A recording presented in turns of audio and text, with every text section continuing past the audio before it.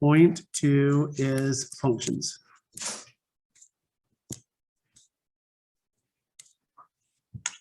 Now, how is a function and an equation different?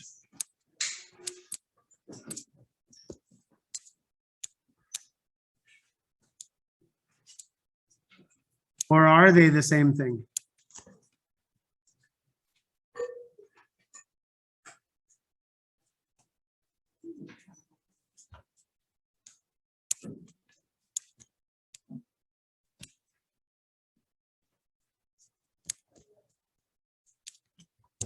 Is this an equation?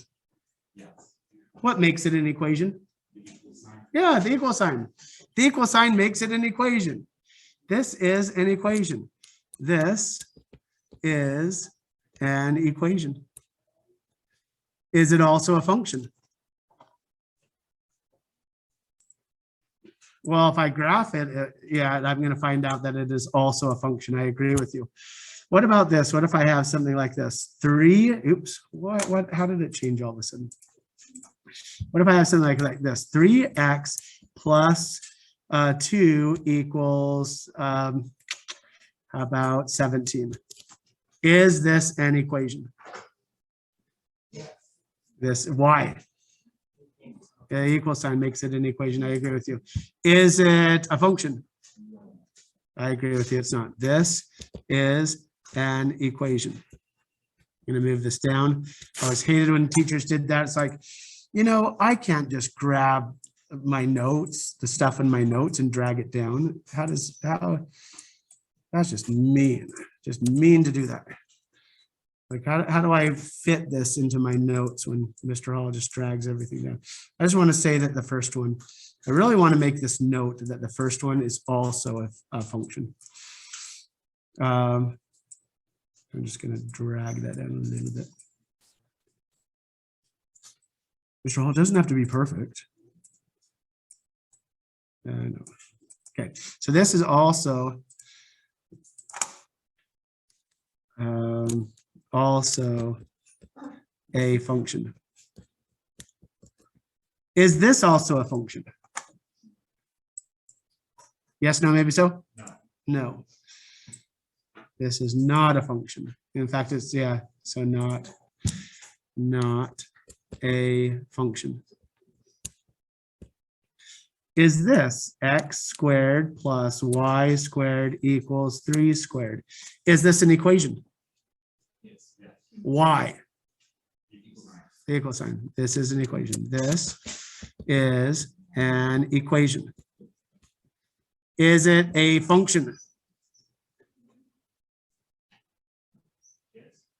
What does this look like? It looks suspiciously like a theorem that you already know. A squared plus b squared equals c squared. Yeah, it looks like the Pythagorean theorem. In fact, it is the Pythagorean theorem. It turns out that this, if I graph this, I'm going to get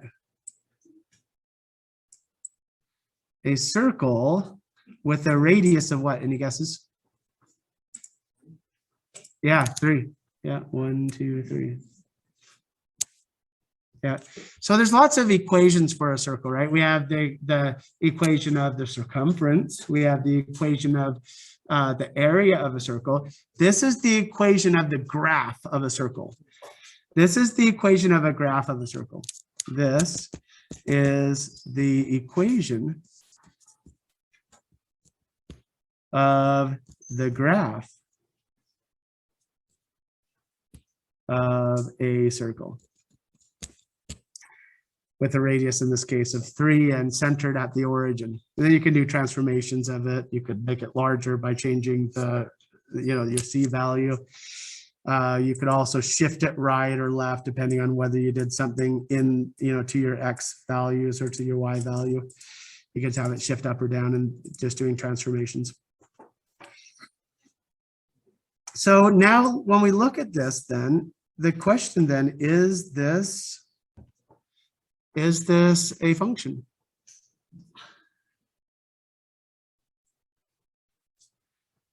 Is this a function? Have you ever heard of the vertical line test?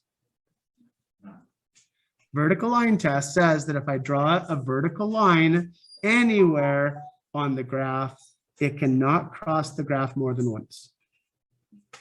If I draw a line here, do you see how I violate the vertical line test? Yeah, I can draw a line right here, but the idea is the vertical line test says if I draw a vertical line anywhere on the graph, I can only cross the graph one time.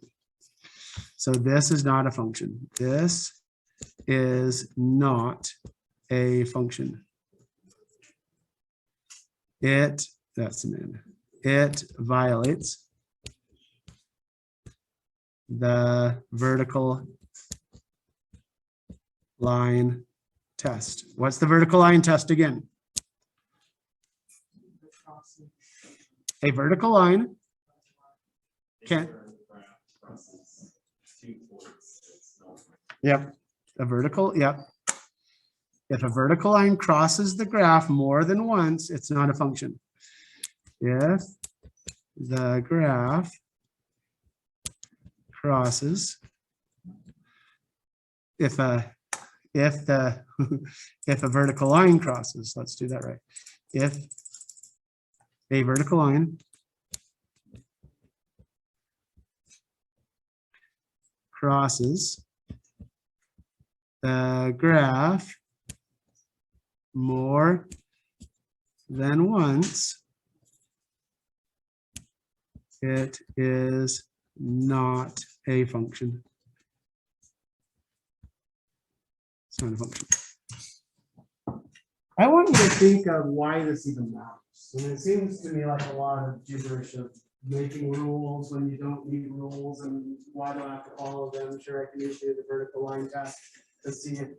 But I want you to think of a function like you do a book. A function should tell a story. Did I never start, or did I never start recording? Oh, I am. Okay.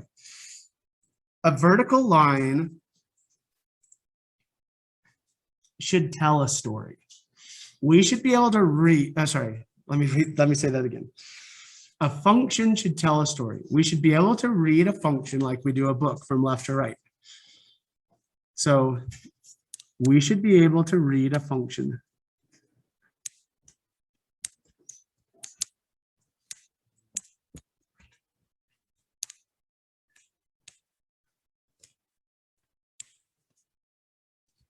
From left to right, like a book. A function tells a story.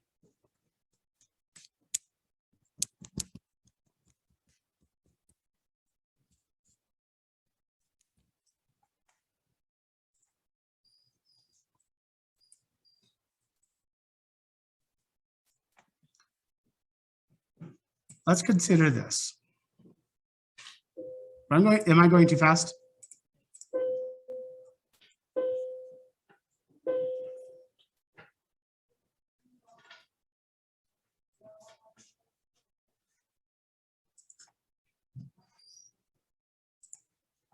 Here's my example.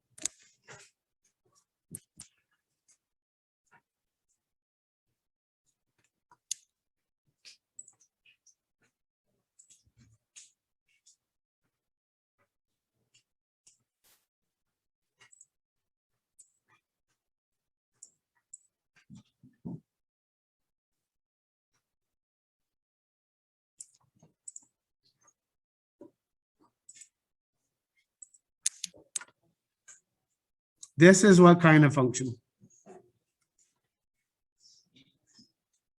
What function family does this belong to? What is it?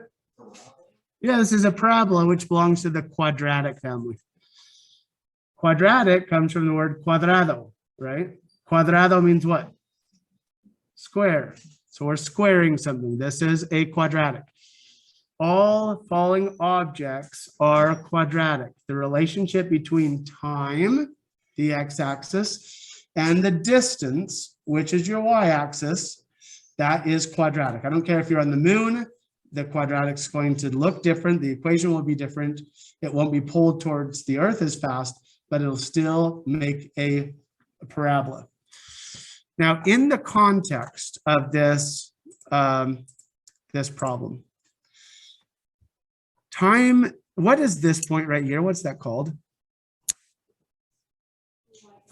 It's the y-intercept. I agree with you. It's on the y-axis. The graph is intersecting with the y-axis. It's the y-intercept. If I throw a ball into the air, under the context, so I throw a ball in the air. I throw a ball in the air. In the context of this scenario, what is my y-axis or my y-intercept?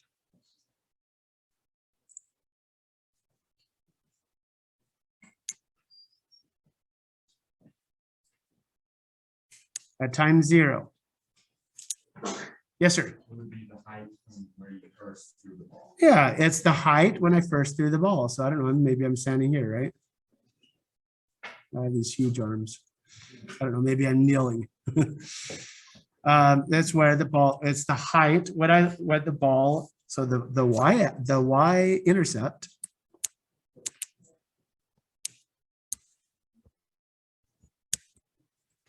is where the ball left where the ball, or how high the ball started at time 0 is about the initial height of the ball.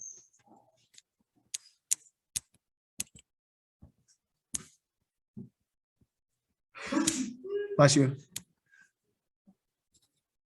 What's this point here called? It starts with a V. Vertex. Yeah, it's called the vertex. That's called the vertex. In the context of this particular scenario, what is the vertex? What does that mean? What's the relevance? Yes, sir. It's the point at which the ball is highest. Yeah, the vertex is when the ball is at its highest point. The vertex is when it is the point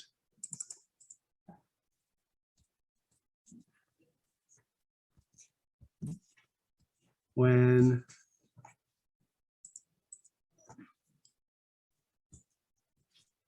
the ball reaches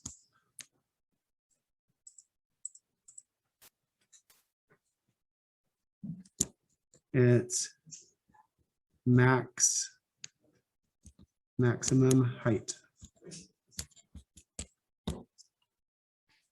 What's this in the context of our, or sorry, just graphically, what's this point right here? That's the x-intercept. In the context of our problem, what is the relevance of the x-intercept? Yeah.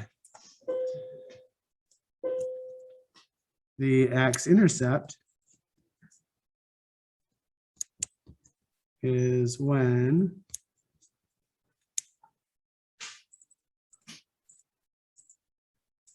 is the point when the ball hits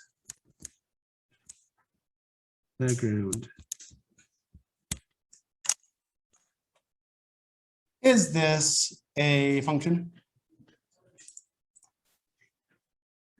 Yes. Can you tell a story? Can you read it from left to right? Yes. Read it to me. What happens? Read the graph to me. What does it say?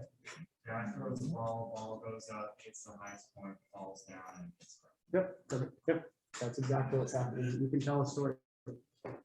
When you look at a circle, remember we read a function from left to right. When you read can you read a circle from left to right? No. Does it go up or does it go down first? It does both. Because you can't read it, then we don't say that it is a function. So if let's look at another scenario. What if something was doing both? I mean, if you're looking at like a company and one thing is going up and another thing is going down, you're actually looking at two different things. Right? Maybe you're looking at one value is the revenue, how much money the company is making. And maybe the other one is like the expenditures. Maybe you're creating more money, but there's less expenditures over time.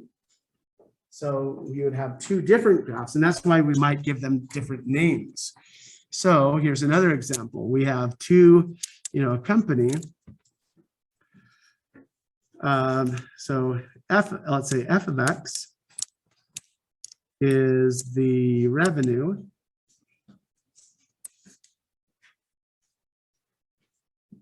And let me see if I can go in. I actually don't know if I'm even spelling it right. And g of x is the expenditures. Is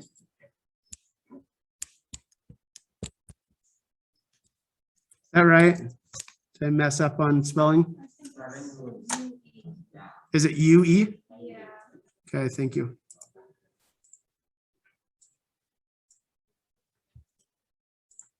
UE, the revenue.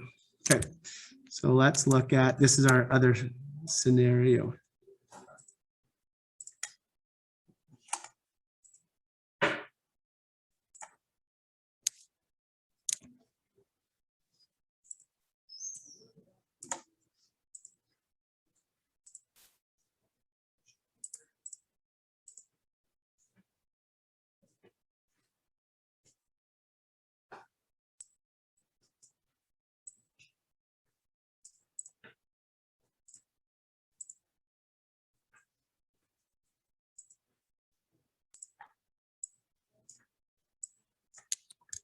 This is my wrong tool.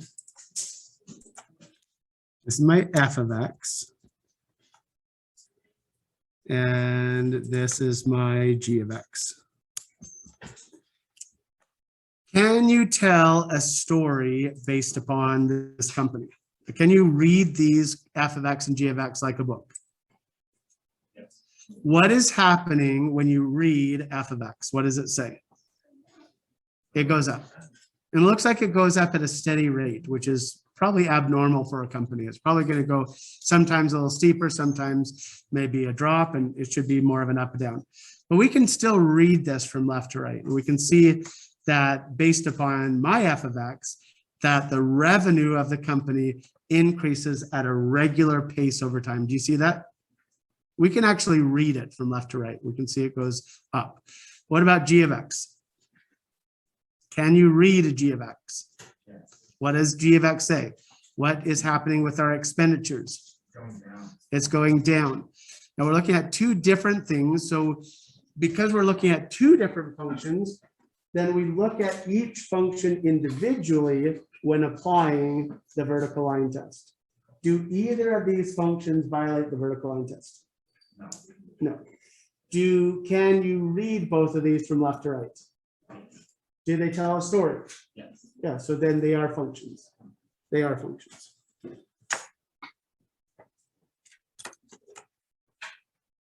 So then we get into, I'm not a huge fan of this, but it's common when we talk about functions to talk about these, like we could say these are the inputs. It's not really my favorite way of explaining.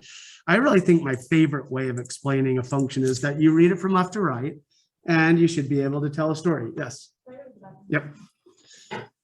But I feel like since this is a common thing that we talk about when it comes to functions, we talk about, like this would be our input.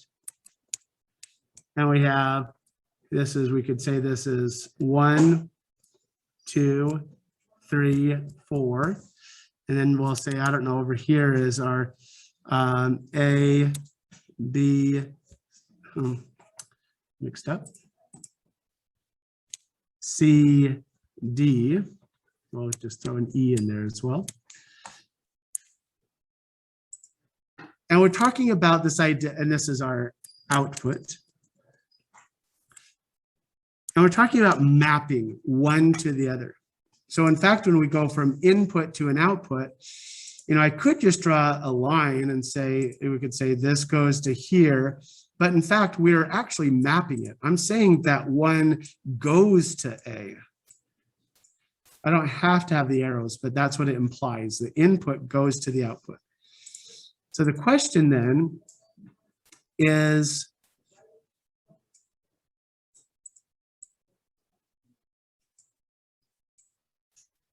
is this a function?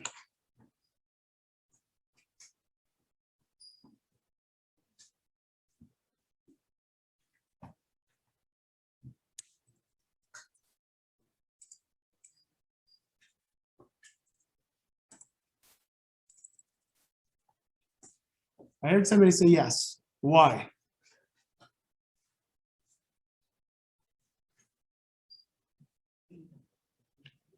Why is this a function? This is a function. I want you to tell me why though.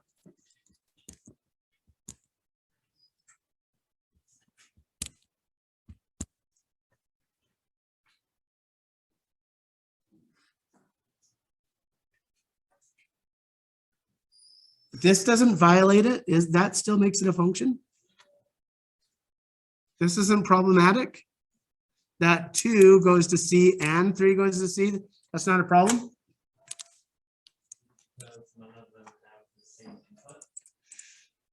No, yeah, so what we're saying is that, think of it like this. Think of it as age. We have 4 individuals. The first person has a certain age, A. 2 has a certain age, C, and 3, they both have the same age. 2 and 3 have the same age. Is that possible? All right. Now let's look at another scenario. Can one person, let's switch it around. Can one person have 2 ages? That doesn't make sense. Yeah, but what if you had an organ transplant and that organ was 10 years older? Right, there's always scenarios, right? So, but generally speaking, one person doesn't have 2 ages. That doesn't make sense. So we're going to say that this one is a function because each of our inputs has one output. Each of our inputs has no more than one output. Each input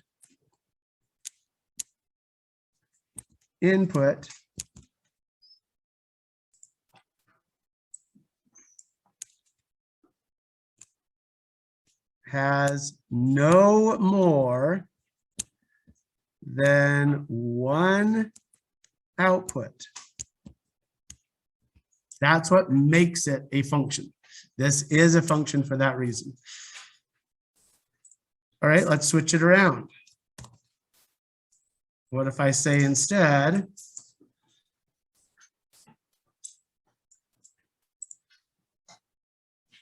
gonna draw this line H. That one there. That one there. That one there. That one there. Is this a function? No, why not? Yeah, this one we do have an input that has multiple outputs. So this is not a function. So it goes back to being able to tell a story. So a company, does a company for any particular time period, does a company have $10 or does it have $1,000? It either has one or the other. Now we could be talking about different accounts, but then you're talking about an X, F of X and a G of X. You're talking about 2 different things. So this is not a function. Gosh.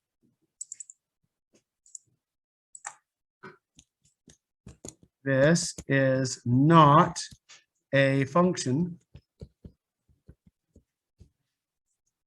because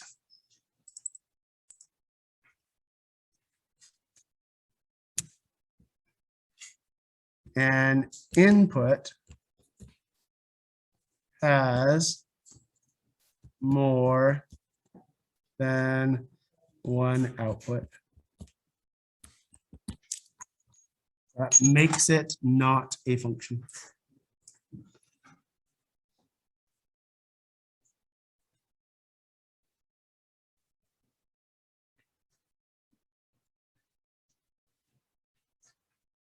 Is everybody caught up?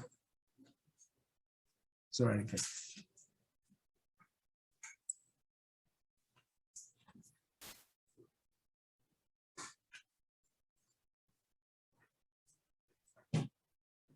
Now, we talked about this last time in class, where we have even and odd exponents. Do you remember the end behaviors, how the end behaviors compare when we have even exponents versus odd exponents? Let's consider even exponents. If I have y equals x to the power of 2, or x to the power of 4, or x to the power of 6, or x to the power of 8, how do the end behaviors compare?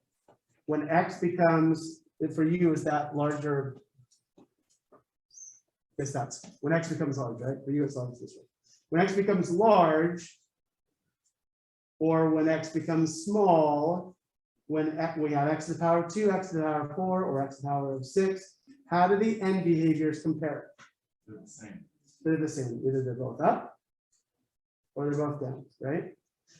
If our exponent, or we also call this the degree, the highest exponent of our function, if they are odd, the highest exponent or the degree of our function is odd. So y equals x to the power of 1, or x to the power of 3, or x to the power of 5.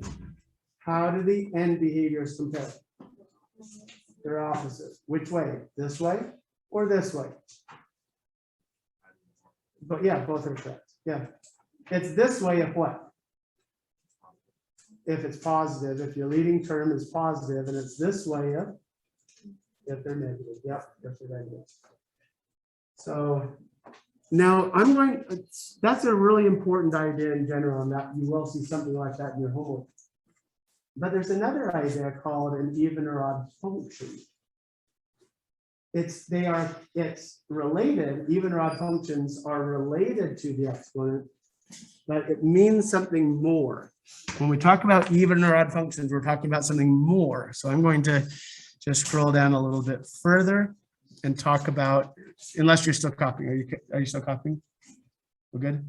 Okay. So I'm going to talk about a different idea. In fact, I'll just zoom up to the top and just scroll over. Even or odd functions. Even and odd functions. What's that?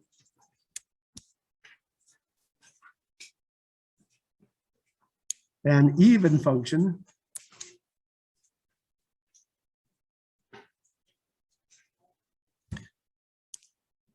has a line of symmetry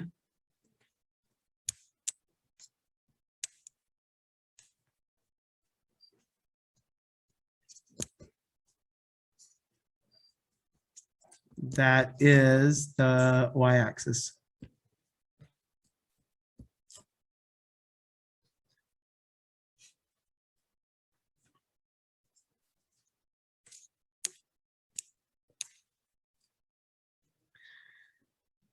So a graph that looks something like this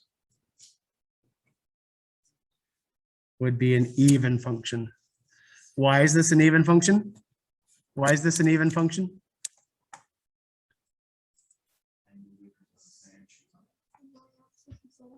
The y-axis is the line of symmetry, right? We might have a quartic function that looks something like this. Why is this an even function? Same thing. Say it. The y-axis is the line of symmetry. The y-axis is the line of symmetry. Yep. We're going to get into periodic functions this year. Periodic functions are important functions. It's a great way of modeling something like temperature is a great one, or high tide, low tide, or you could do the amount of light in Utah for any given time during the year. My master's thesis was on the math required to go to leave Earth and land on Mars. And one of the things I did in my paper was to show the relative distance between Earth and Mars using a periodic function over time. Why is this even?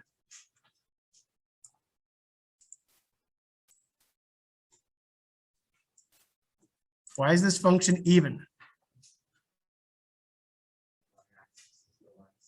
The y-axis is the line of symmetry. The y-axis is the line of symmetry.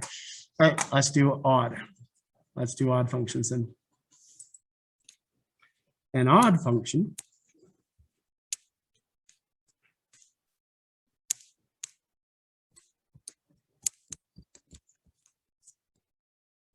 has 180 degrees rotational symmetry.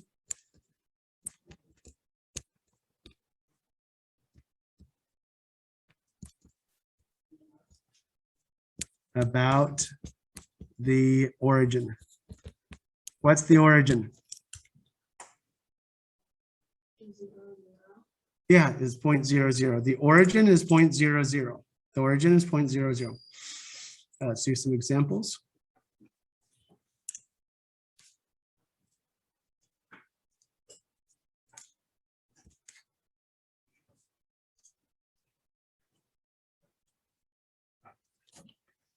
Why is this an odd function?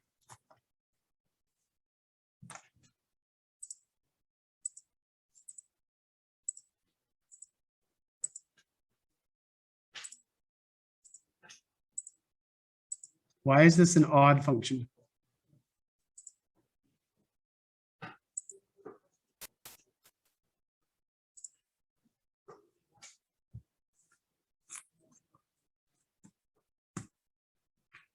Lucas, why is this an odd function? Oh, wrong class. Where is my class? Zach, why is this an odd function?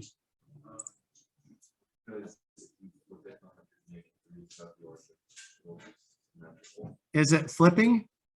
What kind of rotating? If we rotate it 100 degrees, 180 degrees about what? Around what?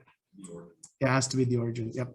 Then it falls back on itself. So we know that it is odd. Yep. Is this graph odd? Yes. Why? Flip it? Rotate it? We have to rotate it. Flipping is when, like a mirror, right?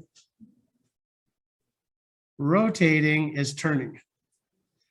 A flip is a what is it? A reflection, right? A flip is a reflection. A turn is a rotation. So if we rotate this 180 degrees about the origin, it'll fall back on itself. So we know that it is odd, that it has to be an odd function.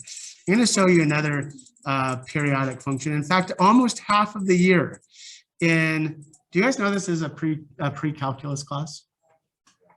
Yeah. So if you understand secondary math 3 honors, then you're ready for calculus next year if you want to take that. This is a pre-calculus class. Okay, so I'm going to show you almost half of the year this year is trigonometry, that whole idea of SOHCAHTOA. So I want to throw this one in here as well. So this is actually cosine, if you cared. And this one is sine. So you could actually use either one of them. In fact, they're both transformations of each other. That's our sine function. And what makes, I don't know if I did that well enough. Let me zoom in on this. Let's see if I can.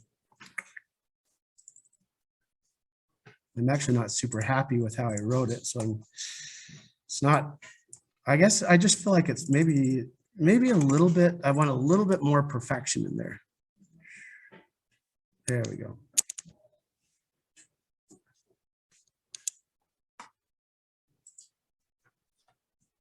is this, and this is our sine, this is cosine, and this is, I don't like that. And this is sine. Man, I'm sloppy today. Is this sine function, is it odd? Why? If we rotate 180, about what? About 0, 0, fall on itself. Is it also even? Is this also even?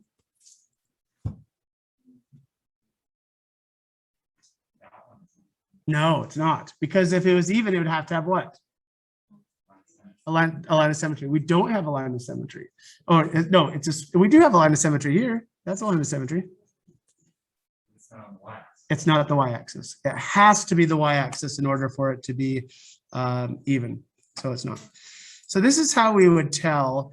This is how we would tell graphically.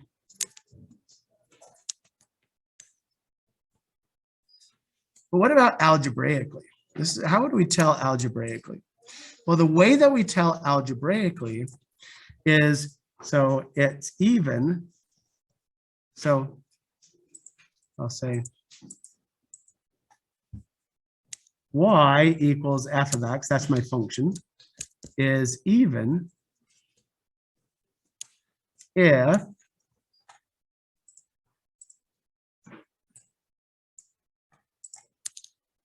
f of x equals f of negative x. You guys remember transformations? What kind of transformation does that do? If I do a negative, I multiply negative in the function. Does anybody know? What kind of transformation? What's that? A mirror in what direction? Is it a vertical flip or is it a horizontal flip? Vertical or horizontal? It's horizontal. So that would mean, so you can actually visualize that if I have something like this, I have this graph here of y equals x squared. Let's see if this is true. This is my f of x, right? F of x. So is f of x equal to f of negative x? How do I prove it? F of x is x squared. And f of negative x is, this is f of x. So f of negative x is what?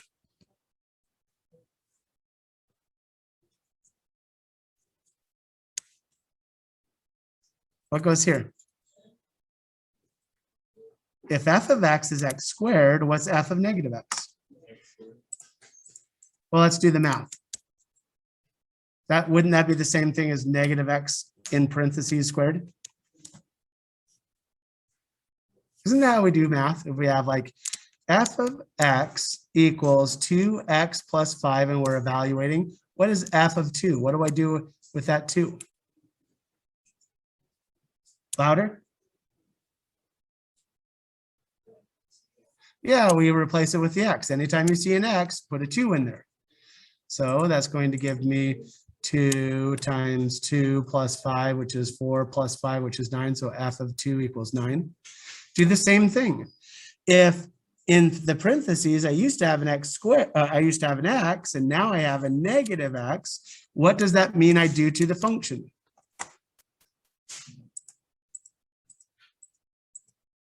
We make that negative. What is negative x in parentheses squared? What does that mean? Negative x in parentheses squared. What does that mean? What's negative x times negative x? It's just x squared, right? And so we get the same thing. So we just proved that x squared is even. X squared is even. So f of x equals x squared is even.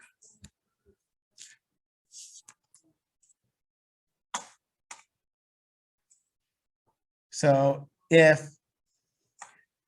y equals f of x is odd if f of negative x equals f of, let me do that again. Wait. Let's do negative f of x equals f of negative x. I just think it's sometimes helpful to see those as the same as this one and this one. See those as the same. Okay, so I actually know, I know that if, so I'm gonna, that's pretty important right there. So I already know that if f of x equals x cubed, that's odd. Now it's not because of this. I said that the exponent and the function, if it was odd or even, that they're connected, but it doesn't mean that they're the same thing. So can I prove this? How do I prove that this is odd?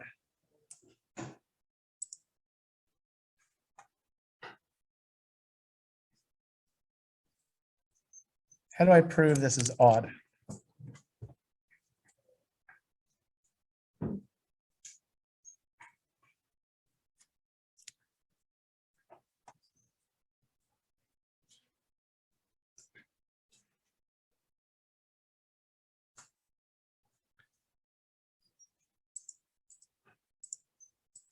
How do I prove that this is odd?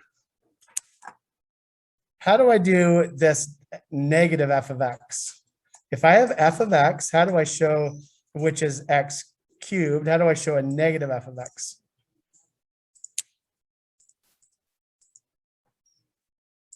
How do I show a negative f of x? Yeah, we just put this negative on the outside of our function. We just multiply the entire function with a negative. How do I show f of negative x?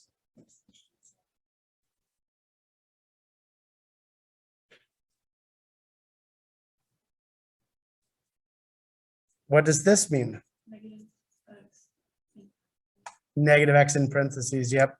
So that would give us negative x cubed. What does that mean? Negative x in parentheses cubed. Perfect. Negative x times negative x times negative x. What is negative x times negative x times negative x? Yeah, negative x cubed. So they're the same. So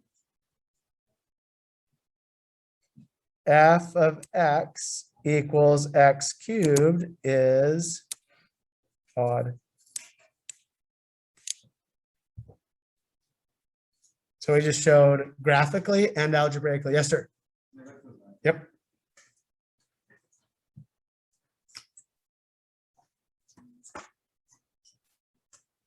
So we're going to do a bunch of transformations.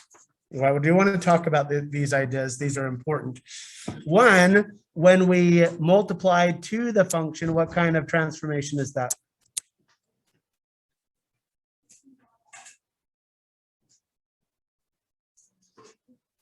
What kind of transformation is that when we multiply a negative to the function?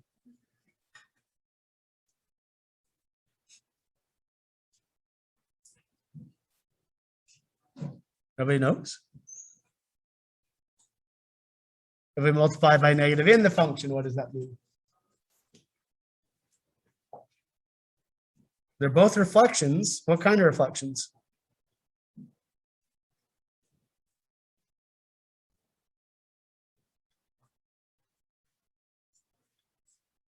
One's a vertical reflection and the other's a horizontal reflection.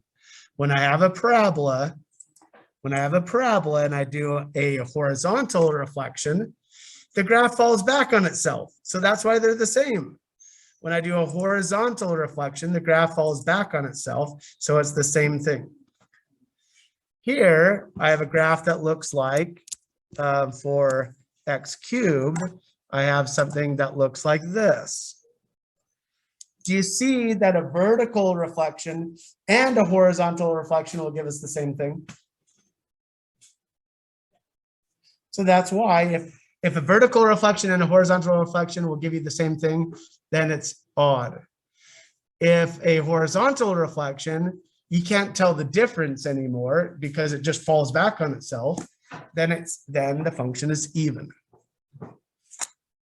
So this is actually an important idea, and I'm going to go really quickly if I can do that. I know we don't have a ton of time in this class. I think we have about 20 minutes left.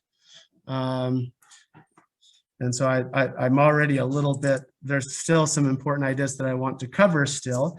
And so I'm just a little bit nervous with time, but I do want to convince you of the importance of even and odd. When do you have to take the ACT? Yeah, this year. You guys are taking the ACT this year. I think it's probably going to be in February. We haven't figured out the date exactly. So I do have a lot of preparation, a lot of stuff that I'm going to put into Canvas that will give us some guidance and help on preparing for the ACT. Get used to Desmos because there is a Desmos calculator that you can click on for the ACT. So try to do your math that way. It'd be, if you can get used to the Desmos calculator, it'll be very helpful during the ACT. So I'm going to go into my ACT stuff. I'm going to click on, I have like 6 tests that past tests that I've found. And so we're going to use those when we practice. But I do want to practice for the ACT, but I do want to look at, I just want to convince you. I'm going to just scroll down here at the bottom. Let's look at this, one of these. Normally, the problems in the ACT, they get more difficult. They become progressively more difficult the longer you take it, the further into the test you get. So this is question number 59. So it's considered a more difficult question. Can you guys see this okay? So I'll read it, follow along. It says, if function f is an odd function, if and only if f of negative x equals negative f of x. We already talked about that. For every value of x in the domain of f. One of the functions graphed in the standard xy coordinate plane below is an odd function. Which one? Which one of these is odd? A, B, C, D, or E? What is A? It's even. Why is it even? The line of symmetry is the y-axis. What about B? It's also even because the line of symmetry is the y-axis. What about C? It is not odd. It does have 180-degree rotational symmetry, but what's wrong? It's not about the origin. So C is neither. C is neither. What about D?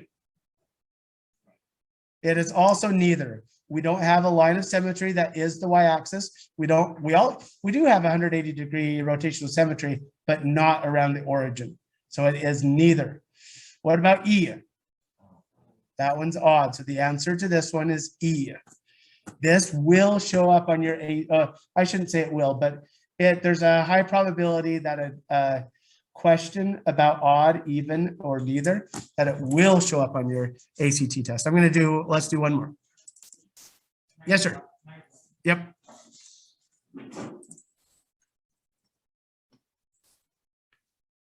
Let's look at, again, this is progressive. It gets more and more difficult the further you get into the ACT. This is question number 50, so it should be a little bit difficult. It says the graph, and really half of the year is trigonometry. So if you don't understand the equation, that's not a problem. We haven't talked about it. But it says the graph of the trigonometric function y equals 2 times cosine of 1/2 x is shown below. That doesn't even matter. Now it says the function is, look at the function is even, odd, neither, even or odd, the inverse of a cotangent function, or undefined at x equals pi. Even. It is even. The answer is even. This one is even because we have, why is it even? The line of symmetry is the y-axis. There's a high probability this will show up on your ACT test. So just be, that I'd say that anything in this class could very well show up on the ACT. All right, so there's another thing I haven't talked about yet. I want to talk about transformations and combining functions. So there's still two more things, and I only have about 15 minutes left. So let's look at the transformations. So I'm going to zoom in. Now, the cool thing about transformations is transformations apply to all functions. If you learn the tools for transformations, it applies to all functions. So we're going to start out with y equals f of x. What do I mean by y equals f of x? I mean, it could be any function. It can be linear, it can be exponential, it can be quadratic, it can be cubic, quartic, it can be anything. Now, I'm going to put in a lot of different values for different kinds of transformations. So I'm going to rewrite this as y equals a times f of b times the quantity of x plus c plus d. Now, when you do transformations, I want you to think of these so this is transformations, right? Transformations.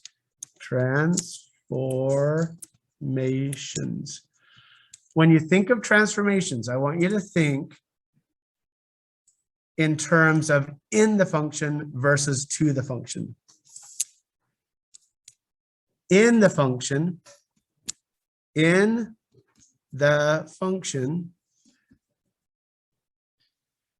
is horizontal. To the function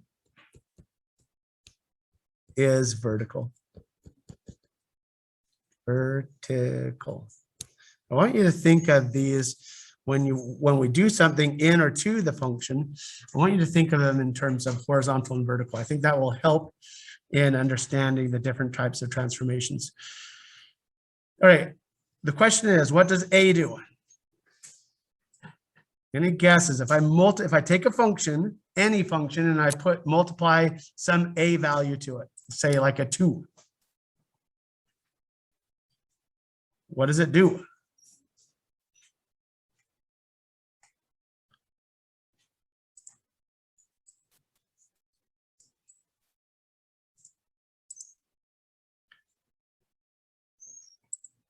If I have y equals x squared, which is something that's going to look like this. What happens when I have y equals 2x squared? Okay, so it's hard to think of a curve in terms of slope. Slope is a great way of describing a line because it doesn't change. But in fact, we have infinite slopes on a curve, right? Like here's a positive slope, here's an even steeper positive slope. Over here we have negative slopes. So it's hard to think of a curve in terms of slope. It actually turns out that did I do something in the function or to the function, by the way? To the function.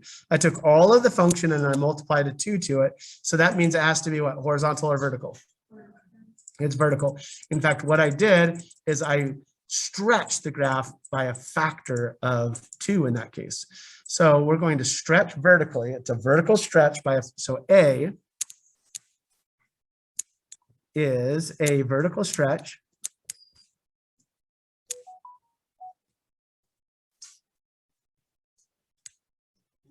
that's an R. I'm just butchering it. Let me just try it again. Vertical stretch by a factor of A. If it's negative, if A is negative, what happens?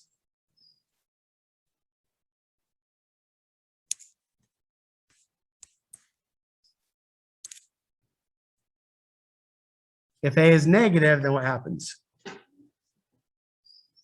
It's a flip. What kind of flip? A vertical flip. It's still doing something to the function. So it's vertical. So then a vertical flip. Then a vertical, bless you, flip. All right, what does B do? In the function or to the function? Yeah, we're doing something inside of the parentheses. We're doing something in the function. So that's vertical or horizontal. Yeah, there's something horizontal we're doing. What is it?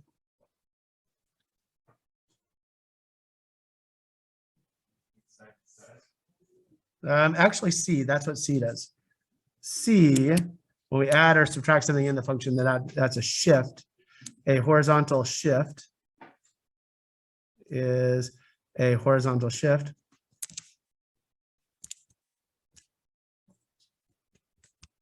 And remember, whatever we do in parentheses, isn't it the opposite? So it's a shift. It's a horizontal shift to the right if C is negative.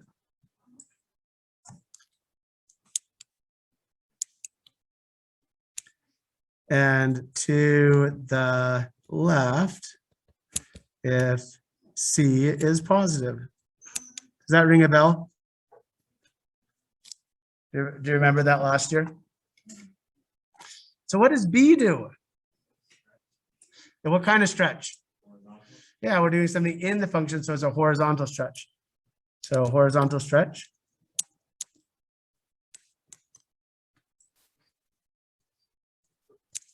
By a factor of what?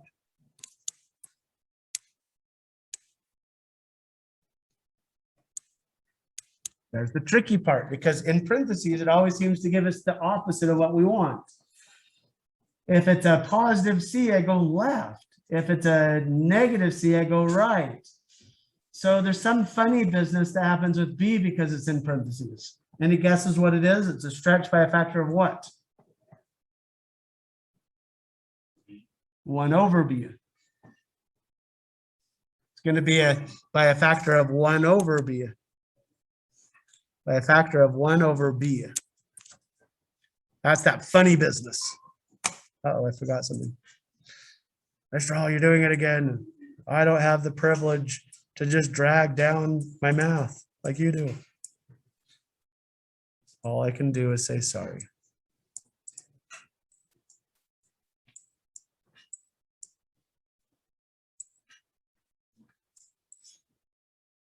You can take notes on the computer if you want. Right, so what if B is negative?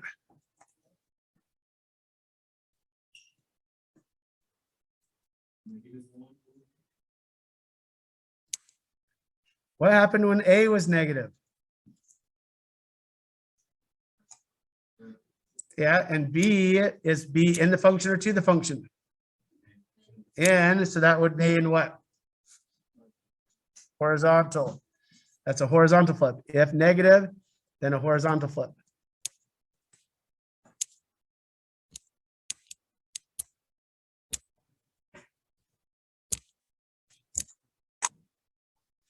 What about D?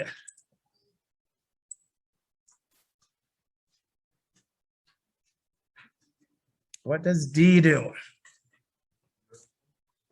A vertical what? Yeah, it's a vertical shift. When we're adding and subtracting, it's just a shift, some type of shift. If we're multiplying, it's going to be a stretch or a flip. So D is going to be a shift, a vertical shift, right? So a vertical shift up if positive and down if negative. Now, those are all of our transformations. If you learn this set of transformations, you can apply them to everything. To quadratics, to cubic functions, to quartic functions, to periodic functions. So if I have something like this, and I have y equals x cubed, which is a cubic function that looks something like this, then what is what transformation occurs from y equals x minus 2 cubed plus 5. How many transformations are there here? There are 2. What are they? What does that do as far as a transformation?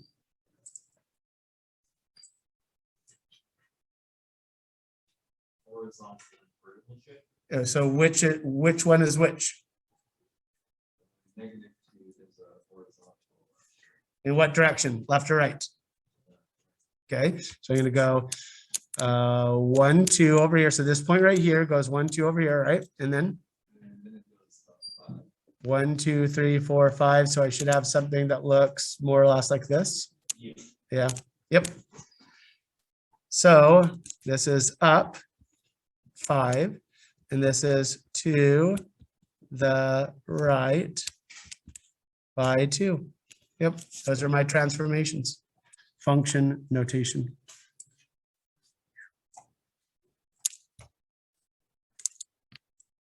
Function notation. So function notation would be something like f of x. That's sloppy.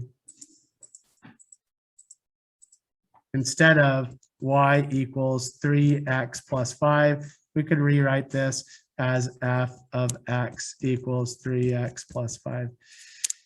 And so the function name, the name of this function is what? What's the name of this function?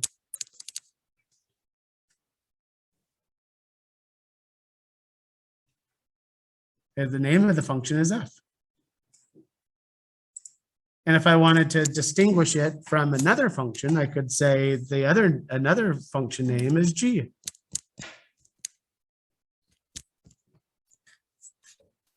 Or another function is h.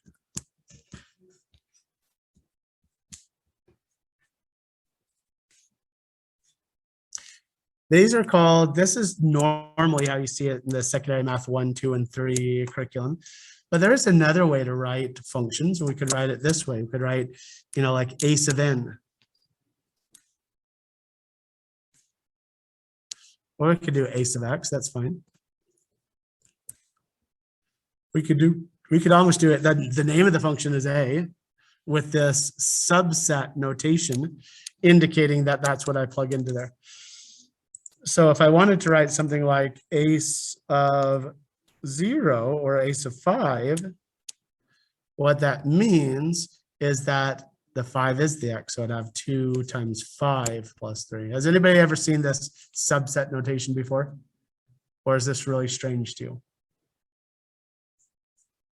Do you feel more comfortable with this? Yeah, it's still the same thing. It's just two different ways to write the same thing, right? I guess in math, we would call it, it'd be like a synonym.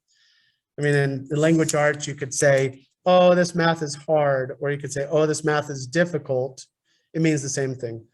These are synonyms. You're basically using you're using a different notation to represent the same thing.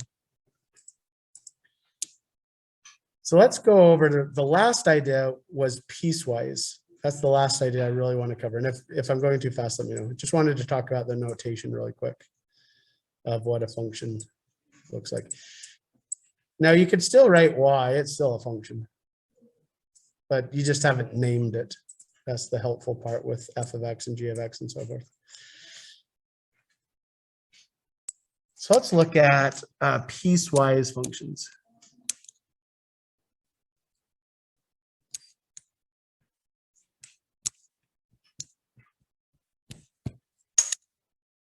I'm going to try to grab a graph.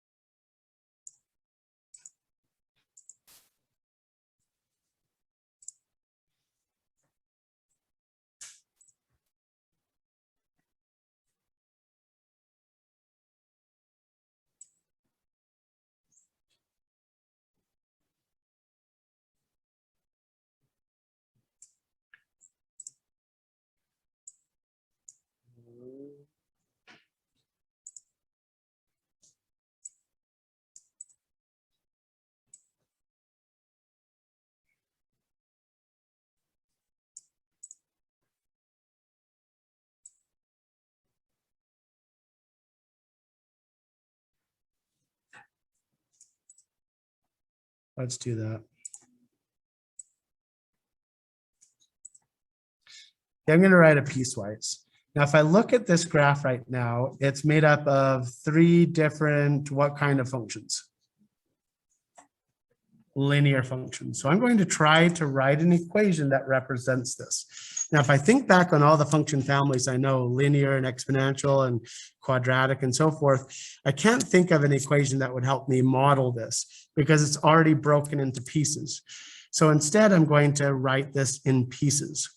So I'm going to write, in this case, I'm going to write f of x equals, and then I'm going to use a squiggly bracket like this to capture all of the different values that represent this graph. Now let's look at the first piece right here. So basically this says y equals something.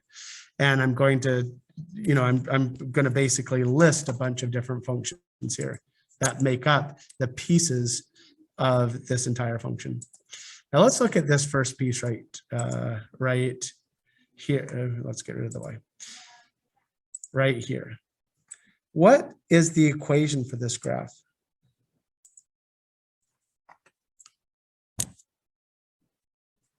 If it's linear, can't I use this y equals mx plus b? What does the m represent? My slope. What is the slope? It's 2. So I'm going to use 2x. And what does the b represent? The y-intercept. Is there a y-intercept for this piece right here? No, but there's an implied y-intercept, right? What if I extended the graph? What if I extended this graph upward? Where would the y-intercept be?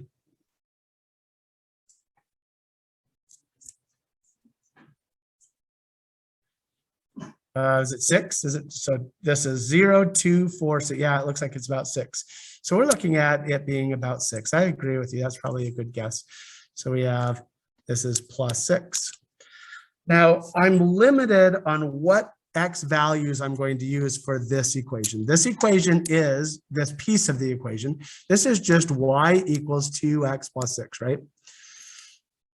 Now I'm limited with what x's I'm allowed to use for this equation. What are the x's I can use?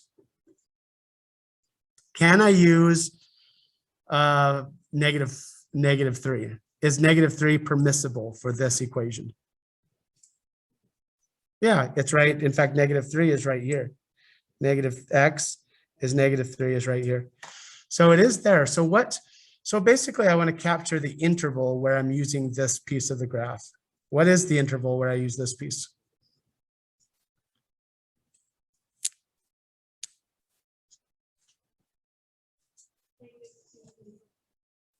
All right, from -4 to -2.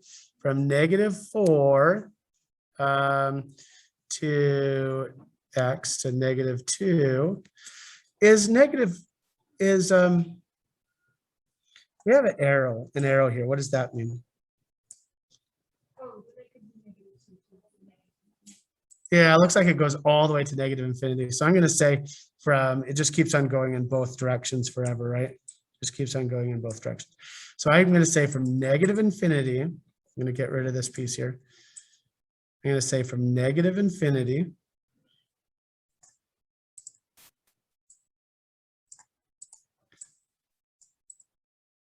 to -2.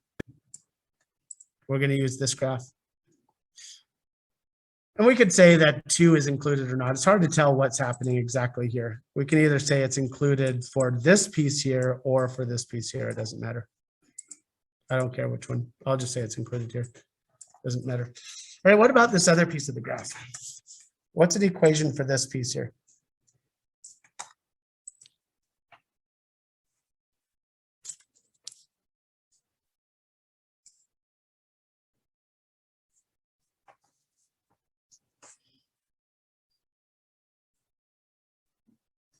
Miguel, what's the equation for this piece of the graph right here? The slope, right? What's the slope? It should be 0, right? It is 0. I agree with you. The slope is 0. So we're going to make this piece here 0. So I have 0 times x, which is 0, that's all gone. So what's the B? What does B represent?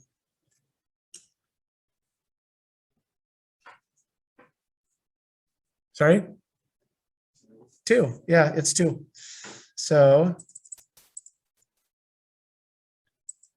as we go, let's make that 2. And then what values of X am I going to use for that piece of the piecewise function?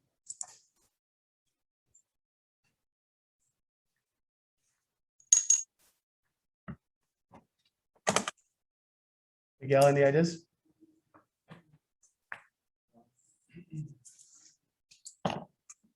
The X values I'm going to use would be from here all the way to here.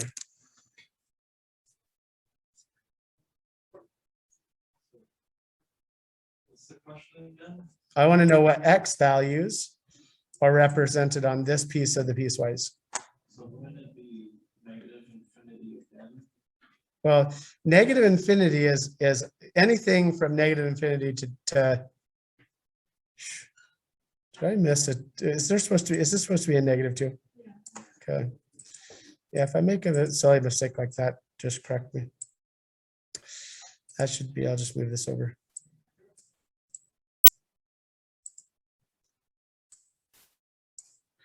So I'm going to go from -2 all the way to 2, right? We're not going to, anything between negative infinity to 2 would be on the other piece of the graph, right? So this is going to be from -2 to 2. What about this last piece here?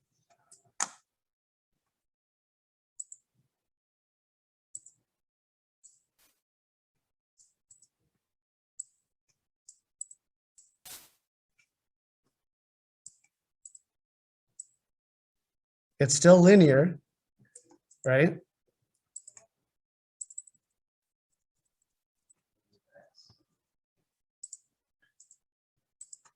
Yeah, good. Yeah, just negative X. Negative X, well, let's see. Yeah, it looks like my rise over run, my slope, my M is negative X because I go down. Now, is it just negative X? Is that it? Is there a B value?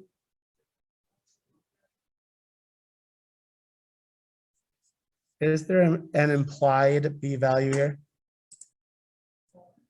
Yeah, if I extend the graph here, it looks like there's an implied B value of 4.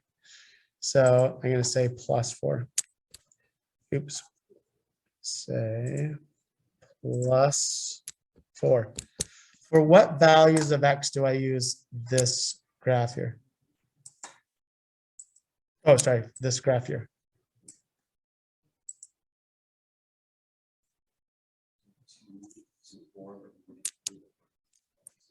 Right, because it's a circle, I wouldn't include 4. Nice, good. So there you go. This is called a piecewise function. Why is it called a piecewise function?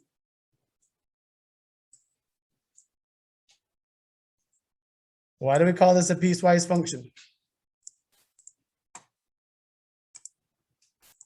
Because the function's in pieces. Yeah, the function's in pieces. So I do have a video on Canvas. So if this doesn't make sense, I would encourage you to watch the video. But the idea is that you look at each piece individually. You look at each piece and you say, okay, what's the equation for this piece? And what are the X values that I would use for this equation? And then you do that for all of the pieces, and then you should end up with something more aligned, more or less that looks like this.